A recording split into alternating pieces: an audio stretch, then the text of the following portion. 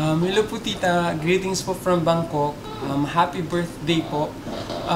Unang-una po congratulations tita dahil nakapag-graduate na po kayo ng isa sa mga tatlo po ninyong anak. At hindi lang po basta nakapag-graduate kundi cum laude pa po. At alam ko po na proud po kayo bilang magulang po ni Princess. At proud na proud rin po ako para po sa inyo kasi alam ko po kung gaano po ninyo hinangad ang kabutihan po ng inyong mga anak. At saksi po ako doon. Ramdam ko po yun kasi feeling ko adopted adult kid na rin po ako. Feeling ko anak na rin po ninyo ako. Maraming salamat po sa lahat ng mga paggagabay po ninyo sa pagtuturo nyo po sa amin ng lessons.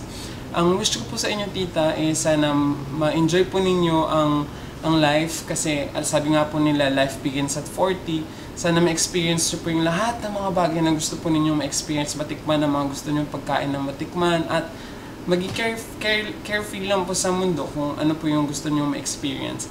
At sana po tita, continue po ninyo ang kabutihan pong loob. Alam ko po na madami po kayong may inspire na iba pa pong tao.